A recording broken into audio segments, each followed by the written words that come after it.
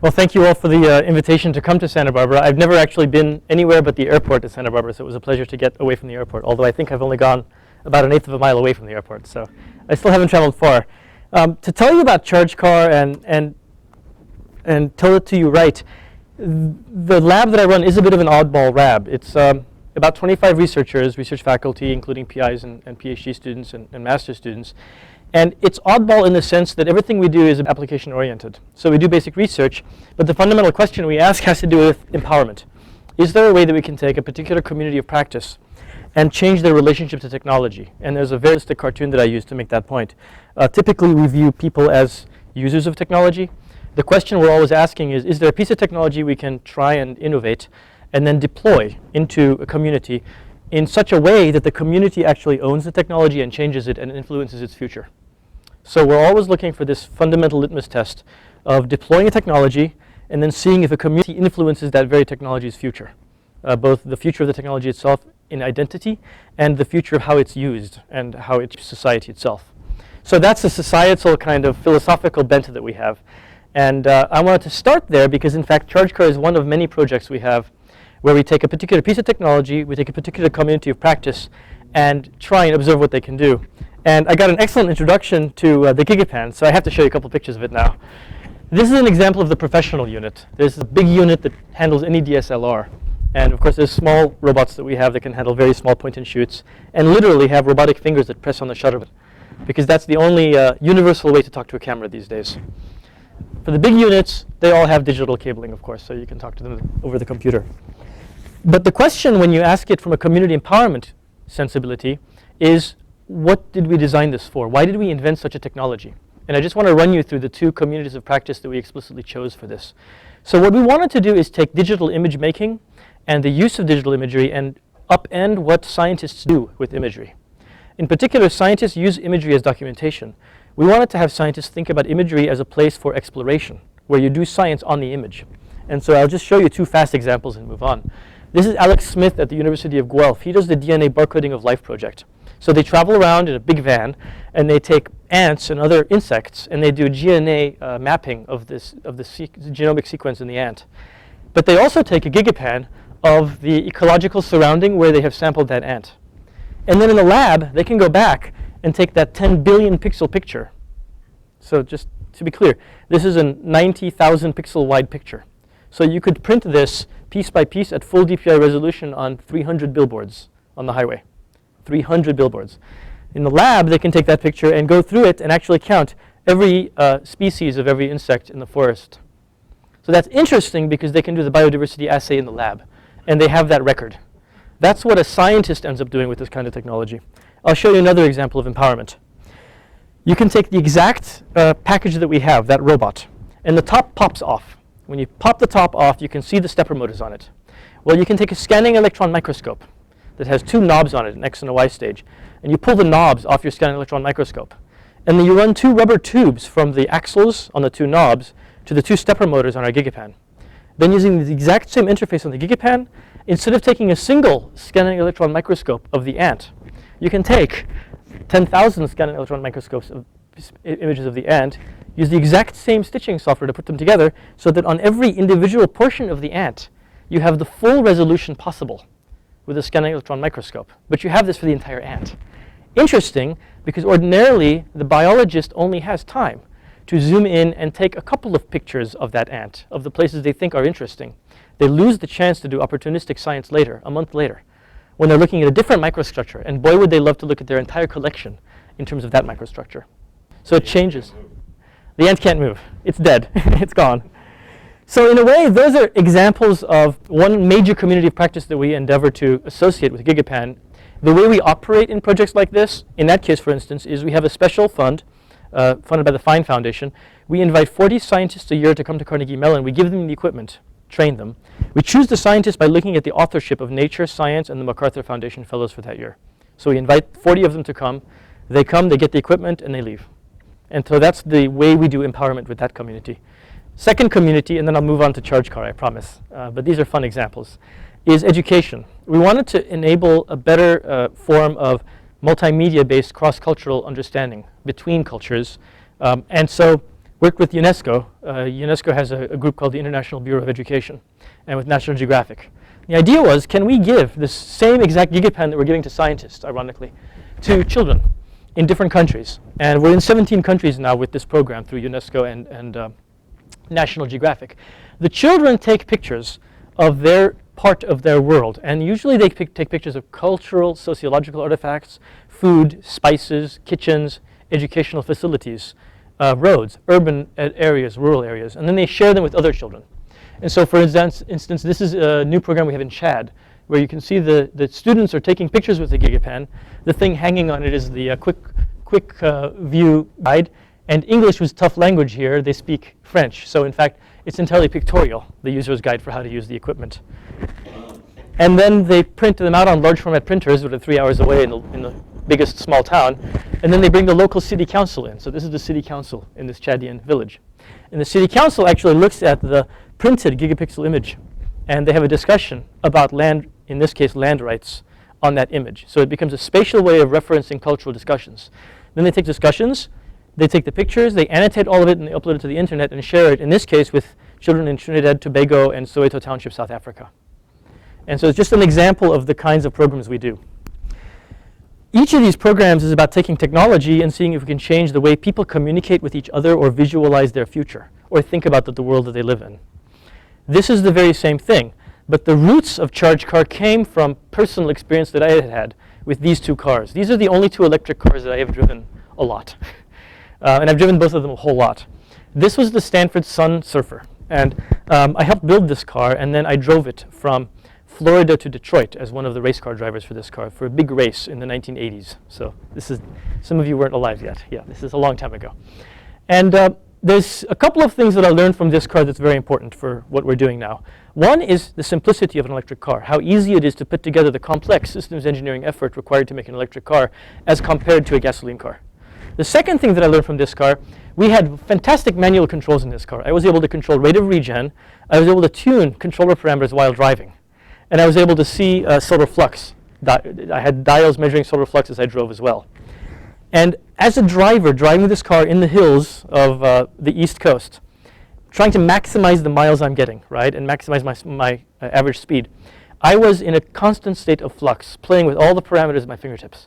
So what I noticed in driving that car is that I was being a controller, a very, very optimal controller. And it was, I would liken it, if any of you are pilots, flying in an airplane is dead boring. You're just moving the control once in a while. Flying a helicopter, you're in a constant state of flux. This was like a helicopter. It was nothing like an airplane. And to me, that was very interesting at the time, because it taught me this idea that there is something about the entire system of an electric car that can be optimized if you can control many parameters at once.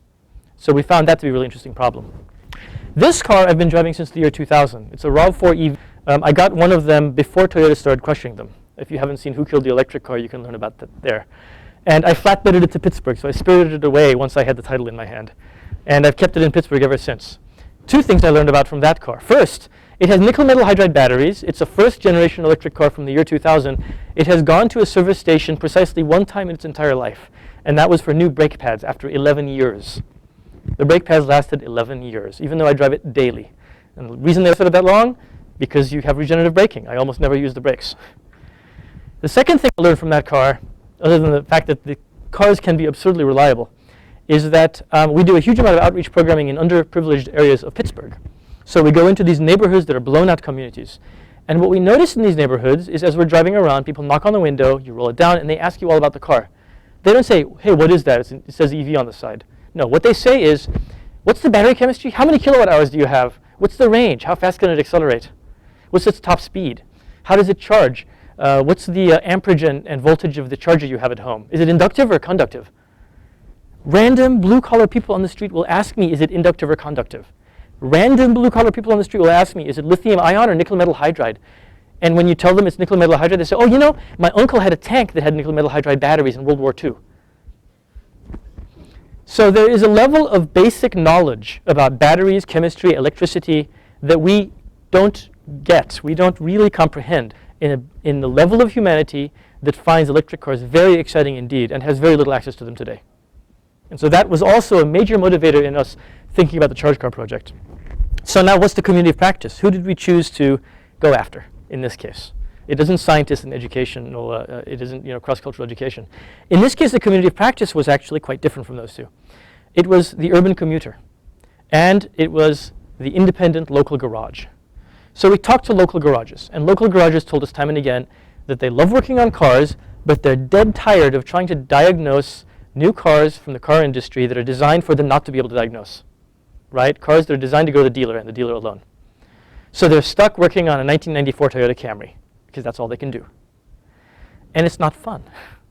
It's not fun that when you pop the lid of an Audi up, it's sealed with a plastic lid underneath the lid, and it says, do not open. It's just not fun. It's not interesting.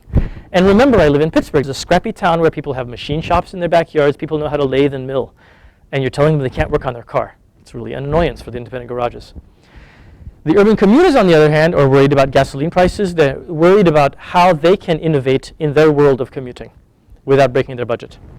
So having all of that in mind, those are the community of practices that we chose.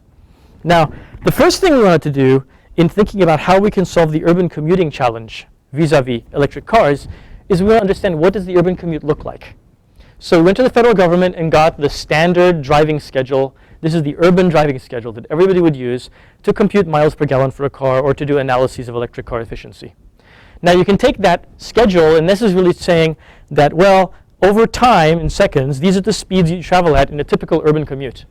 Now we thought this was weird. Weird because how can you have a single representative exemplar of the urban commute when urban commutes are so dramatically different across the board? It seems odd to even imagine that you can have such a thing. But come what may, let's analyze it. So we made a standard dynamical model that says, if this were an electric car with thus and such weight, what currents would you need out of the battery and into the motor to support these speed variations? So you can do that. You can compute that, and there's many, many tools for doing that. And this is what you get. You get this thing that uses energy a whole lot of time, and oh, by the way, sometimes it charges the battery because you're slowing down on the urban commute. So there's moments of discharge, moments of charge. And that makes sense. And so then you can do some statistics on this. You can ask questions like, well, overall, how much power does that need? And it turns out the statistics are kind of interesting.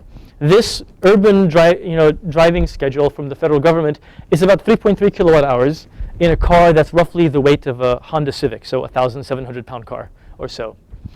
And what's interesting about it is, for this commute, there's not very much charge. You have about 8% charge to discharge. So most of the energy goes toward discharging the battery. And a little tiny bit goes toward charging the battery. But this was kind of exciting to us, because we saw this number. And what's interesting here is that the total amount of work the batteries are doing discharge-wise is 3.3 kilowatt hours. But the total amount of work in and out that the batteries are doing is 3.6 kilowatt hours. Well, that seems kind of silly. Why are the batteries, which we're worried about in general because we don't want them to do any extra work, right? Because they degrade over time and they're the most expensive part of the electric car. Why would we subject them to this extra work? So either use the brake pedal and stop regenerating power, and maybe that's the right thing to do, well to wheels. Or if you're going to use the brake pedal, can't we put that power somewhere else? Couldn't we have a giant rubber band or something? Store that power in the rubber band and then return it to the car later so that the batteries don't see two directions of extra use? So we start thinking about that. But the real question that bothered us was, is this data real? Does this data look similar to the kind of data we get when I take my car in? Now, having an electric car, RAV4 EV, means we can hack an electric car, RAV4 EV. So the existence of the car enabled us to hack it. So my lab made a hack that connects to the car's computer and fools the car's computer into thinking it's a diagnostic system from Toyota. That's great, because now we can read the independent voltages and currents off the batteries. So now we have a real electric car that's traveling on the roads in Pittsburgh, and we're able to hack and measure the actual currents in and out of the battery and the motor in the real electric car. And of course, we put a GPS in the car, so we have latitude and longitude and thus and such. And so this is my commute to work. Now, I don't know if you can tell, but this is roughly the same time scaling. My commute to work doesn't look anything like the urban driving data, which makes sense. That was one weird representative federal piece of data. What's more, the statistics are much more exciting. My commute is 5.3 kilowatt hours. Charge to discharge is 27%. That made our bulge. Because when we saw that number, that's a large number, right? That's a number where if you weren't doing that, your battery may last significantly longer. And so it gets interesting to start thinking about the qualities of the high frequency noise in the commute itself, and what we can do with the high frequency as compared to the low frequency payout, the main work that the battery is doing over time. So that's where the research started, was with real data that we'd captured from my car. But one commute in one car is not sufficient, right? You want a lot of commutes to get an idea of what's going wrong. So that's where the GPS comes in. Now this particular Garmin GPS is nice because it has an altitude encoding barometric altimeter. So it doesn't just use the GPS signal to give you altitude, but it gets very, very accurate altitude information.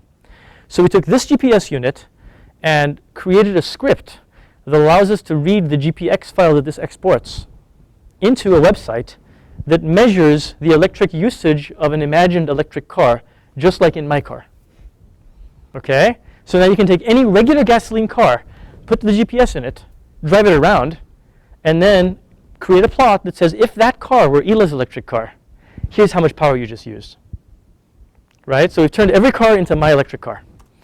And then things get interesting because we can put it in my electric car and test the system, the model. And the blue and red you really can't tell here, but they lined up extremely well. So we're getting a very, very good correlation between the actual power usage in my car, which we can instrument because it's a real electric car, and what we have predicted by the GPS. Now that we think we have a GPS model that works well, we did two things. First, we went to the USGS, and we asked the United States Geologic Survey, may we have a full copy of your full resolution data? And they, bless their souls, said yes. So we sent them lots of disks, hard drives. They sent us back hard drives populated with the complete resolution data for the United States.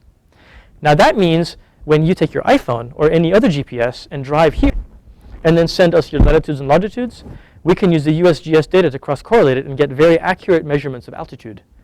Now, I've said altitude twice, but the thing I didn't say is that there is no altitude data in the urban driving schedule. The urban driving schedule is just speeds over time. It assumes you're on a flat track. And what was interesting is one of the places where we saw a fantastical increase in that charge-to-discharge ratio is when you have hills. So we made a website called ChargeCar. And on that website, we allowed anybody to upload their data. When you upload your data to the website, your GPX file, from an iPhone or from an Android or from a GPS unit, it spits back out at you. If your car was a battery-powered electric car, here's the power usage, here's how big your battery would have to be, here's how hot it would get, and here's what the charge-to-discharge ratio would be. So now what you're doing is giving the crowd, the public, the ability to visualize themselves in an electric car. In fact, we even let you enter how much cents per kilowatt hour you pay, and it computes for you the different price in your commute, as an electric commute versus a gasoline commute. So enabling people to visualize what is my commute like, gasoline-wise versus electric. And so it's just a way of showing people that they can be part of a community of inspiration, thinking about the possibility of electric cars. I'll show you some of the general statistics we gathered as thousands of people started uploading their commute data from across the country to this. We don't have anything from Santa Barbara, by the way. A whole lot of things from the West Coast. One interesting thing is if we take all of the commutes uploaded to us, we take the cars that they have, rolling resistance, air resistance of those cars, and we commute the energy requirements that they need. Half the people in the entire commute database that we've built up need 1.5 kilowatt hours or less of total battery for their commute. That's tiny. Okay, 1.5 kilowatt hours is about this much batteries. Got that? It's miniature. I can put it in my backpack. It'll be kind of heavy, but I could carry it around. Like, it's nothing. The idea that they can get away with such a tiny number of kilowatt hours was really surprising to us. Clarifying question. When you say commute, so is that average mileage driven per day? Or Yes. It's a round trip mileage driven per day. Okay. So and does it include sort of their random sort of little shopping trips? it's what people uploaded to our database. So people were very careful to do only their jog to work and back. Other people took it to mean I'm going to go to daycare, I'm going to pick up my child, go to school, go to the grocery store and come home. So it's what people visualized as the needs that they have for a car on a day-to-day basis. However, it's defined by them. To sort of satisfy your daily drive. That would be my hope, right, based on the wording on the site. But it was up to them to upload whatever they want. And indeed, we had a few people in Sweden that uploaded their 1,000-mile commute. I mean, so there are people who went off the edge. Here's another interesting one. This is how far people drove This is sort of a scatter plot of commutes uploaded to our database. So this is how far they drive. So in here we have standard commutes, 10 to 20 kilometers. And you'll see huge amount of the data is in very, very short commutes, which is what we found, which is kind of exciting for making a breed of electric car that has very short range. What's interesting is those very short range commutes are slow. Green is slow, yellow is medium, red is fast. They're slow, which makes sense. And they're also very high amounts of regen. There's people with 60% and 50% and 40% regeneration. That means 40% charge to discharge ratio. Again, I like this because there's a potential for savings there, right? There's a potential there to have batteries do less work if you had a different architecture than we have today. And you can see that that potential drops off when you get to the really long commutes. So the poor bloke who lives in Bel Air and commutes to Pasadena every day is not going to benefit from this very much, I don't think. The only way to get those high regen ratios is with a profile, vertical profile, not braking. Right? And stop and go. Yeah, vertical profile or stop and go. With stop and go, you don't get as much, nearly as much.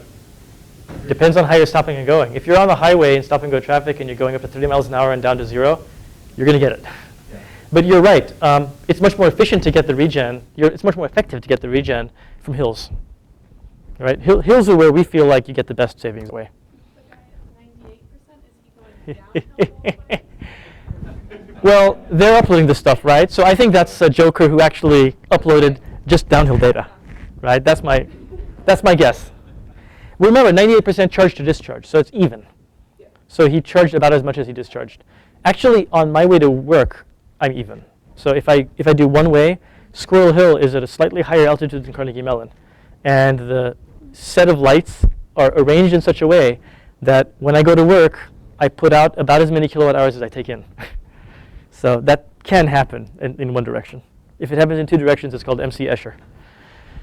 Now, the weirdness about the urban commute, the strangeness of the urban commute, is that if you think about this idea of cars speeding up and slowing down, stopping and going, accelerating and decelerating, that kind of high-frequency thing, well, motors are great for that. Really, you can design electric motors that are fantastic devices at. And so the end effector, the bit that's providing torque to your wheel, is very happy with that. And by the way, gasoline motors are terrible at that, right? Gasoline motors are not built for large changes in RPM over time. That's exactly where they're inefficient. I mean, you run your airplane engine at exactly 2,500 RPM if you can, because that's great. So, in fact, the electric motor is wonderful for that. But the battery is not a very good fit for that. And that's a picture of the nickel metal hydride battery in my car. But what's funny about batteries is we've designed batteries over time that are terribly good at paying out power gradually. That's what they're really nice at. And we know how to do that. We've modeled that very well. But the idea of batteries that are constantly paying out and taking in and paying out and taking in and staying balanced and leveled and staying cool and not getting over hot, that's much harder. And batteries are not necessarily good at that. So one interesting direction that we went is, well, what if at the systems level you think about a supercapacitor or a high power density battery pack, thin electrode, really, really expensive lithium ion pack. And think about that as a system that's really good at controlling high amounts of current in and out, but it's expensive. So if it's expensive, let's just use it as a cache. Let's do the exact same thing we do with an L1 cache in a computer. In a computer, you can have a cache, you can have main memory, and if you can have the right algorithms around using the cache, you can have the cache hits go very high. And as the cache hits rise, the entire system operates as if all the memory is fast memory, right? So to the alien watching the system performance, it appears as if inside the computer it's all fast memory, but it isn't. It's got some slow memory and some fast memory. Could we do the same thing here? Could we have a cache that's used for the high frequency noise, the high frequency current data? And can we have that cache have so many cache hits that in fact the entire battery system behaves as if it's expensive batteries, even though what you've got for your main pack is cheap batteries. Batteries that pay out power, get hot if you put out 500 amps for a minute. So that was the idea, that was the direction we went. The problems are, one big one is how big does the cache need to be? Now we have a database of commutes, right? So we can take the commutes that people have uploaded to the database, and we can run at differing cache sizes an algorithm that predicts how they're going to drive. Now we know how they drove, right? We have the GPS file. So we can start with omniscience. We can start with the assumption that we can have a machine learning system learn how they drive. So I know right now, in 10 seconds, how you're about to drive. Are you going to accelerate hard or decelerate hard? If I know that, then I can prepare the cache by emptying it gradually or filling it gradually, so that the cache does all the heavy work and current squared stays really small on the batteries. So the batteries do no heavy lifting.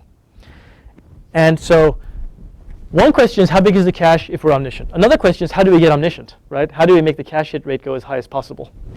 And then, of course, what are the right demands on the right kind of battery that you can then design for a system like this?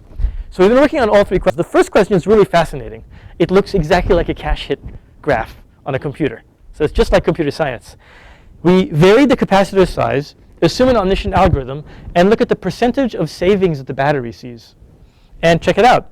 The capacitor gets larger, and we rapidly see increasing savings on the battery. And then we hit a knee in the curve, and increases in the capacitor size don't help anymore, because we're beyond the high-frequency component of an urban commute in terms of the starting and stopping that you do ordinarily, and the hills that you have ordinarily.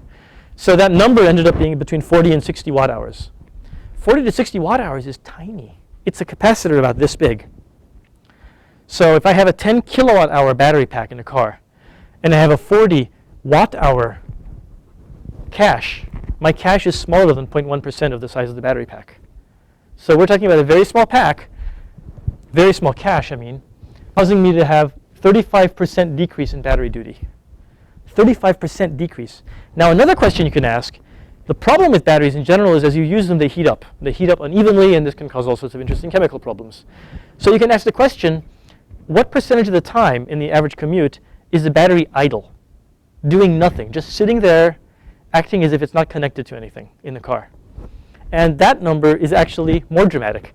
Even with a very small capacitor, you very quickly get to an idle time exceeding 30%. Exciting, because at 40%, you're saying that the battery, 40% of the time, is doing nothing. It's not connected to the system.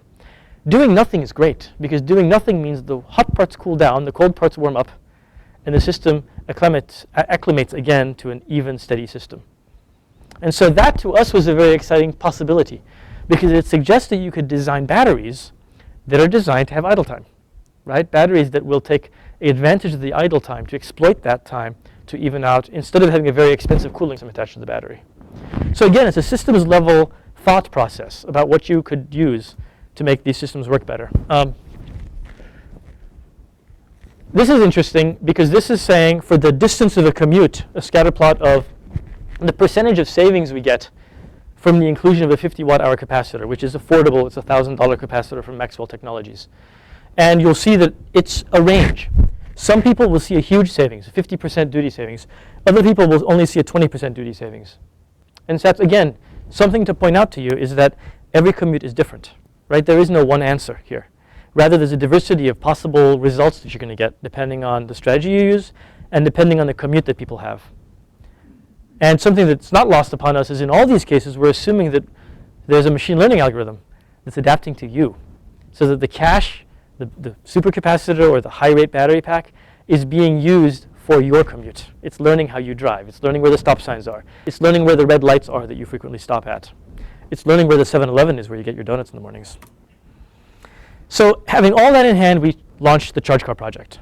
So embarrassingly, after half an hour, I got to the beginning of the project, but I'm also 2/3 done with the talk. And there's 4 major parts of the project. One was about modeling.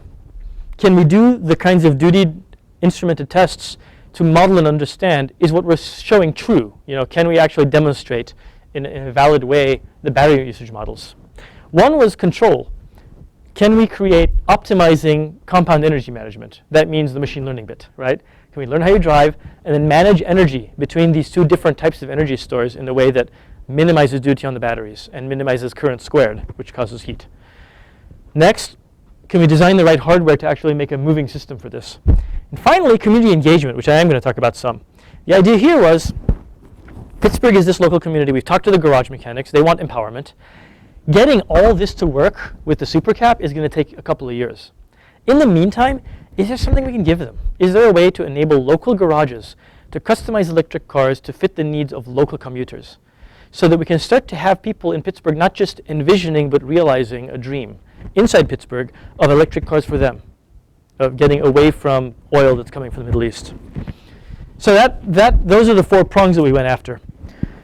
To deal with the question of energy management, we did to do it by having an open programming contest in the same style as Netflix. So we launched an effort to have a programming contest. We got Google to give us some funding for the contest, and we announced that in a year and a half, we'll actually give an electric car to the overall winner of the contest. So there's a major grand prize at the end of this. It's open to everybody. And so we took 8 people in the US, actually 7 people in the US and 1 person in Europe who are anonymous, and we've instrumented their cars heavily. So they are now driving, and they've agreed in terms of right of privacy to lose their privacy to some degree, to collect all the data on how they drive. Now what happens is every month, there's a leaderboard that we have, and every month you can submit code to that leaderboard, explicitly managing, in our simulation, the battery system. There's a hybrid battery system, there's a lithium-ion pack, and there's a supercapacitor. You get to manage it. You get to decide at any moment in time, based on latitude and longitude, what to do. And you get, for each driver, all the historical data. So you have access to how they've been driving. You just don't know how they're driving right now. You're predicting it, right? And then every month, we take that month's new data that nobody's seen yet, and we run all the algorithms on our leaderboard on that data. Whoever has the biggest reduction in current squared on the battery, so whoever's saving the most on the battery, gets a $100 gift certificate to Amazon every month. And then after I think 3 days of twilight, we release all the code from everybody back on the site. So it's all open source. And we release all 8 data sources for that month. And we start collecting for the next month. So we've been doing this for 5 months now. And this is what it looks like for the last 4 months of data. The cool thing is we were about here. Our best algorithm was at 30%. Right away, somebody in Norway got to 45%. And this past month, when we closed the leaderboard, for the first time, we exceeded 50%. So just to explain what 50% means, we are seeing a 50% reduction in current squared on the battery pack across 8 anonymous people driving in America. This is not omniscience, right? These are programming contest entrants that are predicting how somebody drives based on their past behavior. So that's kind of cool. It's machine learning meets energy optimization. And it's an open programming contest that you're all willing to, not willing, you're all welcome to enter. Now, on the hardware side, we needed to be able to demonstrate in an instant way that this is possible. The first thing we want to do is make a car that has a supercapacitor and a battery. So we can switch between the two and validate that indeed a supercap can provide the kind of power that we need to a car efficiently. So we made a Scion ChargeCar, and yes, you plug it in here to charge it, of course. And it's got a really ugly system. It's got DC motors in the front because that made our control electronics really simple. And hopefully Santa Barbara will help us with that later on. But we put this giant set of DC motors in the front, and we put a big supercap in the back and some batteries and some open heart surgery-like electronics. So this is not a legal car. You can't go on your vacation, your family holiday with this. But this car lets us manually switch between batteries and supercapacitor, driving around Carnegie Mellon. We even came up with a path at Carnegie Mellon where we can drive this car in a park, in a golf park, where at any point during that drive, if we finally run out of power and the car dies, we can actually coast back to the garage. So we have a 3-mile coastline. It's really perfect, with a couple of places where you push it a little bit. And so using that car was a great way for us to start to validate our model. We also put a giant Regen lever in this car. If you've been on a streetcar and you've seen the big stick that they pull on to slow the streetcar down, well, this has about a 2-foot throw. So you stand there as you're driving this car, and you can pull back on that like this. And the more you pull back, the more regen you get. Fantastic, because then we can do regen experiments where we use aggressive and less aggressive amounts of regen manually and try and optimize the system. Meanwhile, we're switching by hand between a supercap and a battery. So this is a completely hand-controlled optimizer car. And that really allowed us to demonstrate some of the basic validity questions that we had. Now the third part of the project, community engagement. We wanted to make a car that we could actually use as a conversion platform in Pittsburgh. So that has to be professional. It has to be professional enough that we can train mechanics to do conversions in Pittsburgh now. We can't wait for supercapacitors to catch up. So what we chose was the Honda Civic. And there's a great reason for choosing it. It's light, it's 4-door, it's family friendly. You can easily put children in the back. Plenty of room for groceries. And on Craigslist, these are more available than any other car in the Pittsburgh region. So the 7th generation Honda Civic is plentiful.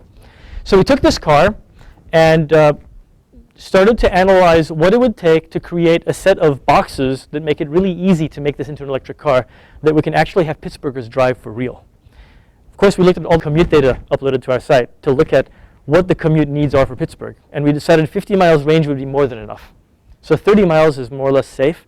So we felt like 50 miles is very, very safe. So you can take all those detours you want to take. You forget to charge one night, it doesn't matter and such. What we chose to do is we're using an AC31 motor, which is a 3-phase alternating current motor in the car, directly coupled to the transmission, and I'll show you that. And we're using a 10 kilowatt hour battery pack from Skye, which is a Chinese company that makes a lithium iron phosphate battery. We tested a bunch of batteries, we bench tested them and then tested them in our cars, and chose this one because it works really, really well. And what's interesting is when all is said and done, this is actually lighter than the original car. This looks like a toy. It does not look like a real picture. But this is a picture of the car with everything that we take out of it. It's kind of a fun picture. So we've taken out the radiator, the engine, the fuel line, the exhaust system, and the gas tank. So that's what you subtract. And now, of course, to show you what you add. So that's what you add. And this is the transmission that we took out of the car to mill a transmission plate, and that's the motor. And that goes in the car. And then the controller goes on top of that. And that's it. It's interesting because we keep the 12-volt accessory battery. All the accessories are there. We keep the brake system. All the brake systems are there. We just take everything that was driven off a belt, the vacuum pump for the brake, the power steering pump, and we make them electric. So we simply put in electric pumps designed for cars that happen to have electric versions of those, like the Toyota MR2, which has an electric power steering pump and electric brake pump. This is the controller, all laid out so you can see it more easily. It's just a simple off-the-shelf commercial Curtis controller and heatsink and a DC-DC converter that charges the 12-volt battery, and then some custom boards that we designed and built to control all of the power electronics in the car. And then these are the batteries, the Skye batteries. You notice there's a little chip on each one that is the battery management system. That's what's used to help level them. And then the whole thing in the test car went with a plywood box with a little battery management interface computer that goes into the middle of the car. And then in the middle of the car, last bit, this is the final battery box that we machine into the Honda Civic. The Honda Civic has a very nice spare tire compartment. So the batteries all fit inside the spare tire compartment with a carpet on top, and you have the entire trunk to use as a regular car. This is kind of interesting. Intel agreed to give us computers for each car. Portwell, ARM9 computer with embedded Linux. Not ARM9, sorry, it's after ARM9. Anyways, Portwell is more modern than ARM9. Maybe it's Atom. What's nice about this is we designed a set of control electronic boards that the Portwell sits under, and this whole thing goes into the dash. There's a space for your sunglasses in the Honda Civic. So the sunglasses space now becomes a display for the range of the car and for the battery health. And it looks like that under the stereo system. And that's it. That's a completion of the system. So what you have is electric cars that are Honda Civic conversions. The second Honda Civic conversion, now we've used compliant boxes and hoses. It's all sealed for moisture. And we've put about 1,000 miles on the first one now, driving it around town with no downtime actually at all yet.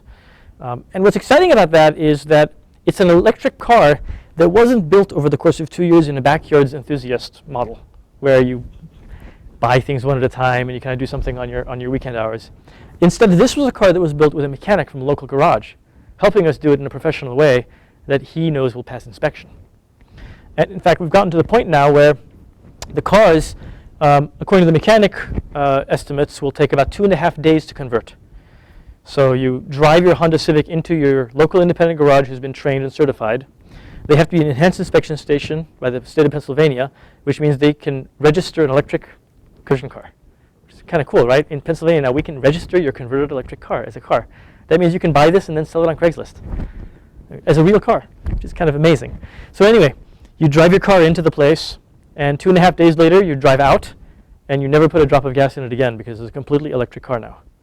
And the charging system we're using on these cars is the same gas plug, and it's a regular 20 amp, 110 volt charge. And this is interesting too. You look at the Leaf and you look at other cars on the market. Of course, they're expensive. In addition to that, they require you to install a $2,000 charger at home. And there's a reason for that, because they have a lot of kilowatt hours of battery power on board, 24 kilowatt hours or more. So they want a very high power charger plug to plug into so you can charge the thing overnight. Well, we have a tiny battery pack on board because it's not designed to take you to Washington, D.C. and back from Pittsburgh. It's just designed to take you to work and back. So the tiny battery pack suggests a very simple strategy for charging, which is just plug it in like you would plug in your vacuum cleaner. So again, we cut the cost and make it simple. It doesn't optimize, right? It doesn't do fast charging. It doesn't allow you to swap out the battery pack and go really long distances. Instead, it picks a niche, which is commuting, and tries to fulfill that niche as cost optimally as possible. The space that you're seeing a picture of was an old Exxon station that Carnegie Mellon bought, and it's now the electric garage. That's where we train mechanics to do the conversions. And so if any of you visit me, you can come there and actually drive the cars, and these are all 4 electric cars. Now, once you have a space like that, and you want to do community engagement, you have to have events. So one thing we do is we have school groups come through, and we do open houses where they show their electric work. This is a Formula F1 racer that's all electric, built by West Virginia University. So WVU comes here and gives a presentation, which is fantastic. Another kind of event we do is movies. We've screened Who Killed the Electric Car, Car of the Future, and Gasland here in the evening on a giant projector screen outside the garage. And people just sit in the garage. And what's more, we barbecue food. We barbecue pineapples, tomatoes, and corn here. Now that's fun because you don't usually have barbecues going in gas stations. So we get to kind of break that irony off. And then we have community events like that where we show those movies and then we talk about them. We're going to have Revenge of the Electric Car shown here as part of its opening in the United States. So the producers have agreed to actually show the movie here, which is very exciting indeed. That's the follow-up to Who Killed the Electric Car. It's a new movie that's coming out in a few months. And then we've had guest speakers. This is Jay Apt, who's on the advisory board of the Electric Power Research Institute. We've also had Senator Bill Peduto talk here.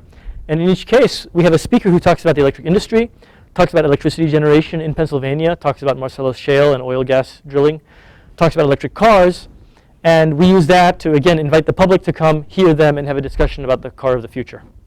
So those events enable us to create a kind of sense of community amongst people who care about this. We're having a big event March 25th, so this month, because the production prototype is ready. We're making final arrangements now to have a middleman company, a company in Pittsburgh that will produce all the electronics artifacts that you need to actually make these conversions in Pittsburgh.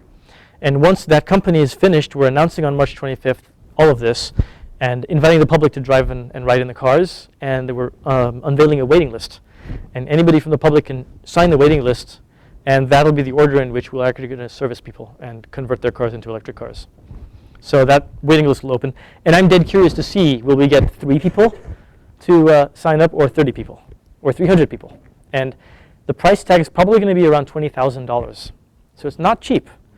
Now, that means that in terms of the garages, we may succeed. But in terms of the public, and in particular underprivileged public, we're going to fail at that price point. Now, if I get 300 people, that changes the price dynamics considerably. At the same time, we've approached local foundations with the idea, which I think is quite exciting. What if you, in fact, subsidize the cost of electric cars for low-income communities where the bus services are being cut because of state budget cuts? So we have local communities that can't get to healthy grocery stores any longer because the healthy grocery stores were away on a bus route. They don't, as you know, typically exist in the low-income communities. They can't get there anymore because the buses are cut. So what if we have Zipcar, which is strong in Pittsburgh, administer a car share program at low cost or no cost with electric cars in those communities to get to the grocery store, which is interesting because then that's a model for local car production and local community health. One interesting story to tell has to do with the corporate collaboration model. You know, who's interested in this kind of community engaged and battery optimizing process? Bombardier, for instance, is funding us. They're giving us gift funding. They have people movers. They're the people who make those trams that you take at Washington, D.C., for instance, from each gate area to the next gate area, or airside to landside. They care because they want to manage energy on the trams. They want to have battery packs on the trams, maybe supercapacitors on the trams, and only charge at the stations. And then manage the energy just right, so that as you decelerate, you charge up, and you can predict on a yearly, daily basis how many people tend to load in to each cab at which stations. Giant Eagle is a local supermarket chain that's willing to put charging plugs. Since they're simple charging plugs, they're low cost in terms of engineering effort. So they're willing to put charging plugs into their parking lots so that Pittsburghers who have Pittsburgh electric cars can plug in and charge while they're at the supermarket. Bayer is interested in phase change materials because ounce for ounce, phase change materials are a much better way to heat an electric car than the standard approach, which is to use a hairdryer essentially in the car, resistive hairdryer. So the idea of heating something like a wax and then having that cool and warming you as you commute to work. By the way, your commute's short, right? We're talking about people who commute a short distance in a short time. And in fact, the phase change material could provide all the heat you need for your half-hour commute. Zipcar is interested because they have data on each location in terms of car usage patterns. So for each place in Manhattan that they have a Zipcar, they know how many miles on average people use it from, because they have odometer readings with ID on location. That's very exciting because they can pick the particular locations in the Zipcar fleet that would be electric cars, because those locations are only used for short travels. And so that's a really interesting idea that they had. Bosch is interested in the idea of managing the energy system of the battery and maximizing that in such a way that it becomes something they can sell to OEMs, to car manufacturers around the world. Eaton makes car chargers, and they're donating one to us, and we just got a state grant to put 8 others in the ChargeCar parking lot. So we're going to have 9 level 2 chargers that are free and open for the public to use in a couple of months. And then Heinz Endowment is interested in this idea of neighborhood action. Heinz Endowment would like to fund local garages and fund local disadvantaged groups to be able to use the cars to improve their social circumstance. So that's an example that's exciting because usually they're used to universities going and telling them, give me $1 million. In this case, nobody's doing that. We're telling them, if you give $20,000 to a local garage in a locally underprivileged neighborhood, they can build an electric car for a community that you care about. So it changes the dynamics of the ask, because we're doing an ask on behalf of a garage, which creates local entrepreneurial employment rather than just funding another ivory tower project.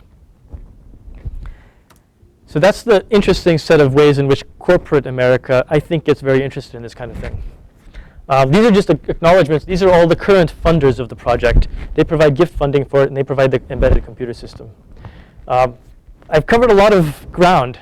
There's a research aspect to this, right, which has to do with optimizing the commute ecology of the car by predicting how you drive and maximizing cache hits. Then there's the community engagement side of it, right, that has to do with building cars now that can actually make a difference in local neighborhoods, in places where people have the know-how to build a car, but they lack the experience with electric cars today. So I'm happy to entertain questions on either one of those fronts. Thank you.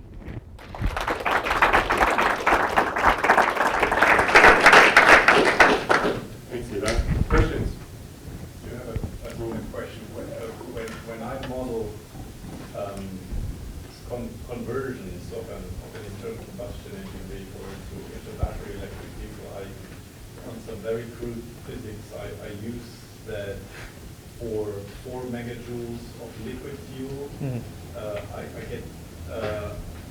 I get the same distance out 4 megajoules of liquid fuel or 1 megajoule of electricity. So yeah. roughly effect 1 to 4. 4. That's about right. That's about what we've noticed. So I've heard it in terms of 1,200 joules per kilometer versus 300 or 400. So it's pretty close.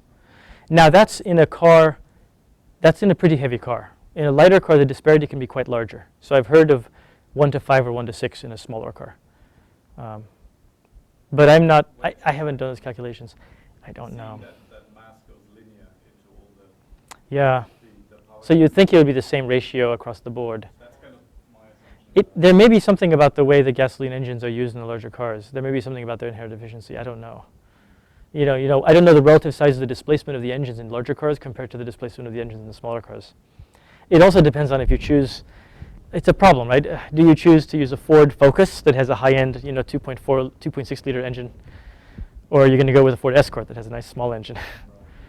So at the same mass.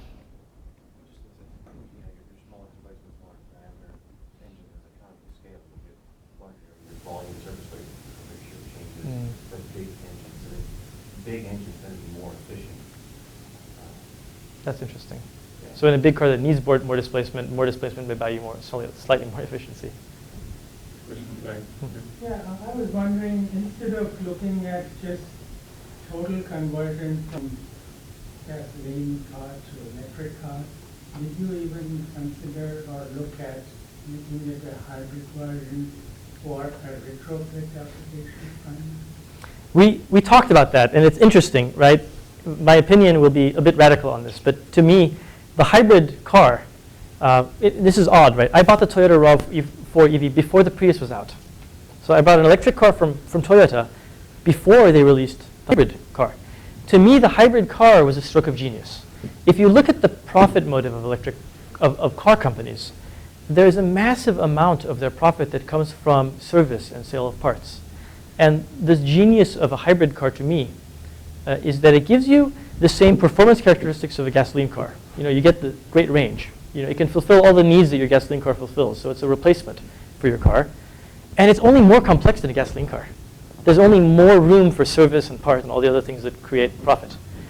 So it's better, and it makes more money. And in a way, that's perfect from a capitalistic consumer, corporate sense. The thing we were trying to do was different in the sense that we weren't trying to make a car that replaces your car, right? We weren't out to make a car that has the characteristics that will allow you to say, okay, I can just sell my car and get this instead. It does the same things my car does. We're interested in the question of, can we get people to think differently about transportation, right? Can we get them to think of it along a different ecological model? What if instead of car, I say, I'm going to have a Zipcar subscription, and when I want to go to Washington, D.C., I'll use a Zipcar. Or I'm going to use Hertz Rent-A-Car when I want to rent a car. And for my daily need, I'm going to have this other thing. Maybe I shouldn't call it car, my urban commuter. And we're trying to make something that's optimal for that urban commuting niche. But we wanted to make it as simple as possible and as low cost as possible, so that like my experience with the Toyota RAV4 that I've had since 2000, it almost never needs service. To accomplish that, we have to take everything out of the car that we can. And one fun rule is that all electric battery electric cars have 1/100th as many moving parts as a gasoline car, which is interesting. I mean, that's that much less to the car than the original car. And in that sense, it's much more simple. But you're absolutely right. A hybrid car, from a point of optimizing performance for the driver and replacing their existing car, is a much better idea.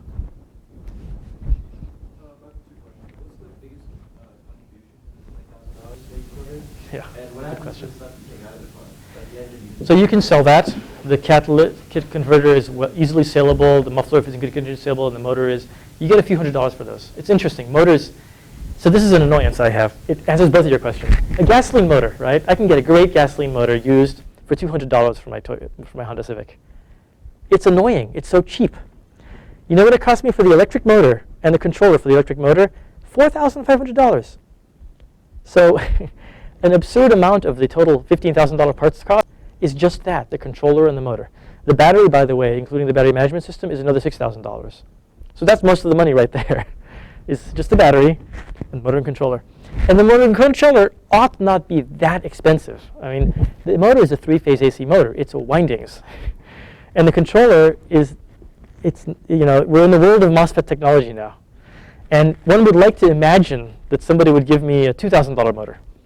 But it's very hard to find that and source it online.